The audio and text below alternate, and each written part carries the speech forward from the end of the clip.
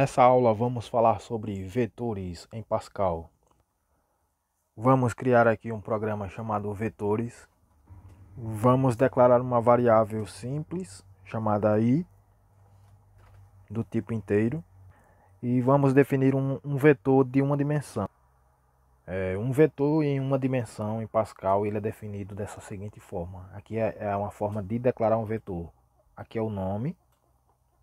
Esses nomes é para identificar que a variável definida ela é um vetor. Esse 1 aqui significa a posição inicial do vetor e o 6 é a posição final do vetor. Você define o tanto que você quiser. Esse of real é para definir o tipo que o vetor será. Um exemplo prático seria: pronto, eu defini aqui umas poucas linhas de código para mostrar como manipular vetores. Por exemplo, eu criei um laço de repetição que faz o i variar de 1 até 6 e eu utilizo isso para poder mostrar essa frase aqui para o valor i correspondente à posição do vetor, certo? Essa variável do tipo vetor, ela aqui é vet1, armazena valores, por exemplo, nesse caso valores reais. Então vamos compilar o programa. Compilando, temos o compilador está alertando que está faltando ponto e vírgula em alguma linha, na linha 11, coluna 4. O erro é devido a isso aqui ser um ponto. Eu coloquei de propósito para relembrar isso, certo? Veja que ele gerou o executável, agora vamos executá-lo. E veja que ele mostra 0 em todas as posições, certo? Por quê? Porque por default em Pascal, as variáveis do tipo vetores também vêm com valores atribuídos nulos para variáveis do tipo real, variáveis do tipo inteiro também, e variáveis do tipo strings, ou seja, que são variáveis caracteres, elas também são não tem nada atribuído no caso das strings, mas vamos mostrar só essa aqui real por enquanto. Podemos atribuir valores a uma certa posição do vetor manualmente, fazendo assim. Por exemplo, eu atribuí na posição 1 o valor real 8.124. Veja o que vai acontecer agora. Eu vou recompilar o programa e vou executar novamente. Veja a diferença agora. Veja que o valor foi inserido na variável na posição 1.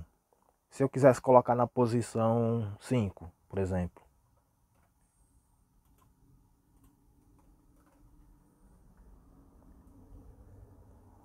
compila novamente, executa, veja que foi para a posição 5, certo? Então assim é uma forma de atribuir valores ao vetor. Ok, agora suponhamos que em vez de eu inserir manualmente, eu tivesse uma relação matemática, uma equação que atribuísse valores a esses vetores, a essas posições dos vetores, que preenchesse os vetores da seguinte forma, por exemplo, através dessa relação 3 vezes o i. Faltou aqui um to. Agora está correto, vamos compilar.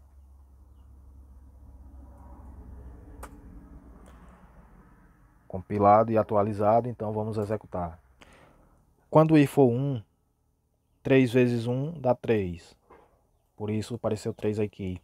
Quando o i for 2, 3 vezes 2, 6. Quando o i for 3, 3 vezes 3, 9. E assim por diante até chegar no i igual a 6. Note uma coisa, você não pode acessar uma posição que não existe do vetor, por exemplo, se eu fizesse o i ir até 9. Se você fizer o acesso de uma posição que não existe, por exemplo, na posição 9 não existe.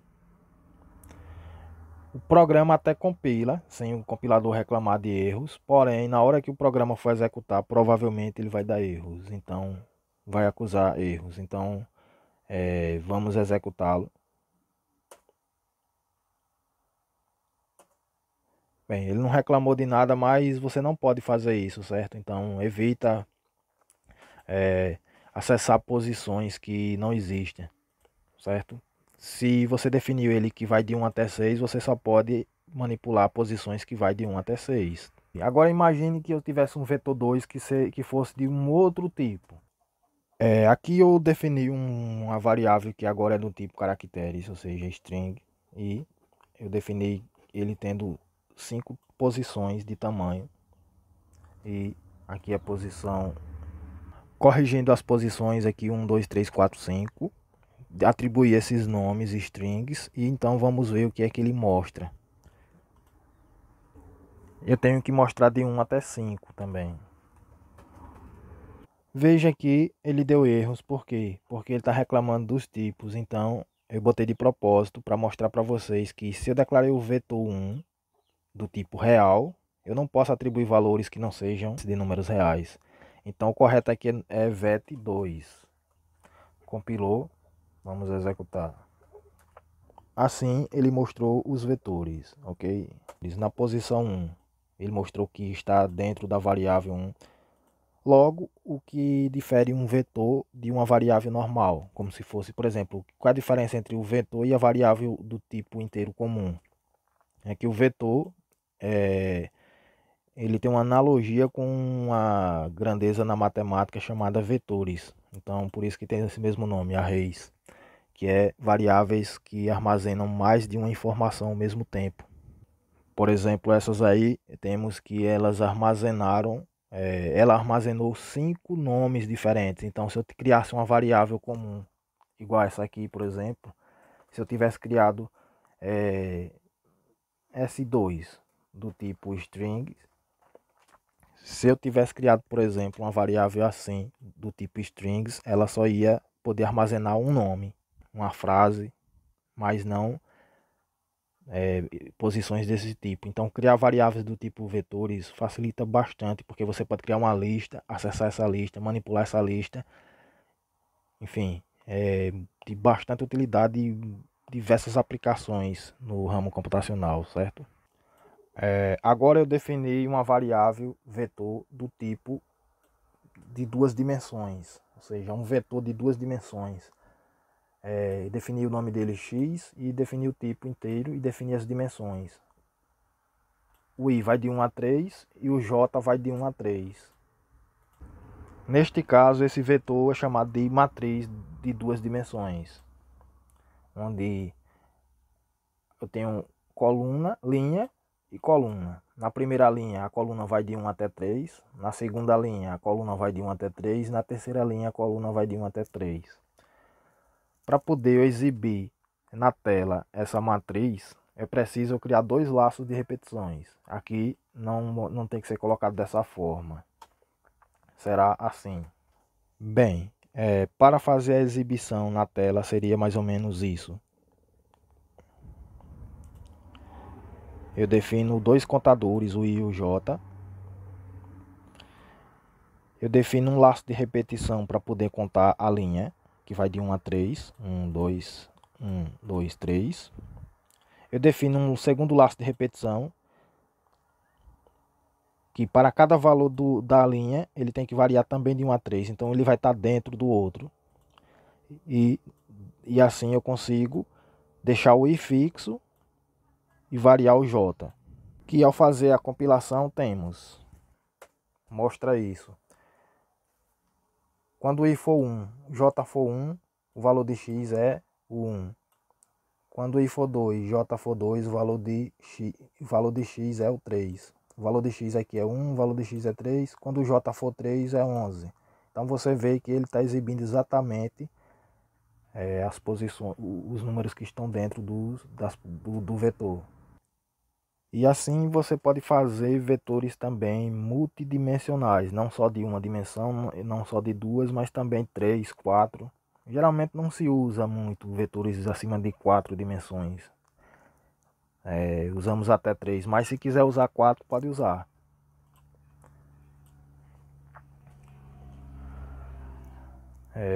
Caso você fosse usar um vetor de 3 dimensões, você definiria aqui as dimensões. Se fosse também de 1 a 3, botaria assim. Se fosse de 1 a 10, botaria assim. Digamos que fosse de 1 até 2 só, na terceira dimensão. Então você teria que colocar aqui todas as possibilidades. Quando o I for 1, quando o J for 1, o K vai variar de 1 a 2. Então você teria que definir um terceiro K aqui, terceira variável chamada K. E você teria que fazer um terceiro laço de repetição aqui, certo?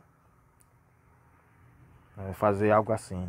Teria que fazer algo desse tipo assim, certo? Não vou completar ele porque não interessa assim, só que estou mostrando que você pode fazer de várias dimensões. Seria mais ou menos algo desse tipo aí. Portanto, essa foi uma aula curta sobre como se define variáveis do tipo vetores em Pascal. Então, até a próxima aula.